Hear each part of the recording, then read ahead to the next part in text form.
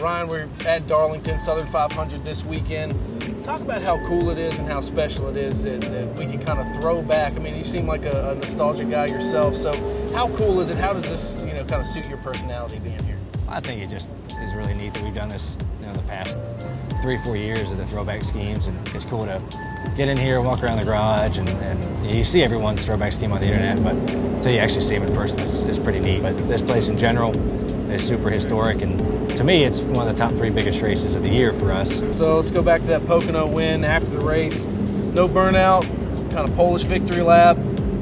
Tell me a little bit about your kind of philosophy in that, and why you're so kind of old school in your ways.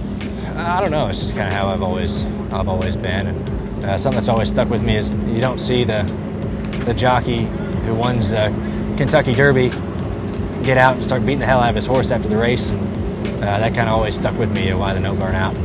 Yeah, everyone has their own personal style, and that just happens to be a part of me.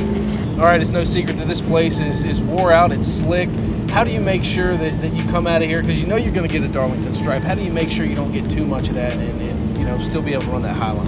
Yeah, that's the tricky part about this place is it's so narrow, and the fastest place around is usually right up by the wall. And when you have just inches to spare and you're already slipping and sliding, it's really easy to mess up and kind of get sucked into the wall. And that's what makes this place so tough, and especially racing cars. It's hard enough just practicing on it by yourself, and then you go out and you're with 39, 38 other cars around you, and you're trying to pass somebody, and it's really hard to do. So that just makes it one of the toughest and best races to win, is if you can get through all 500 miles clean, fairly clean, and come out the other end a winner. That definitely means a lot. You put in so much work over the course of the race. It just feels like you've accomplished something really huge whenever you can make that happen. So when you look behind us and you see all these names on these banners, yeah. Earnhardt, Jarrett, Allison, Petty, to put Blaney up there, what would that mean for you in your career? Oh, I think it'd mean a ton, obviously, and to be able to have yourself a win at Darlington, win the Southern 500, not a lot of people can say that they did that.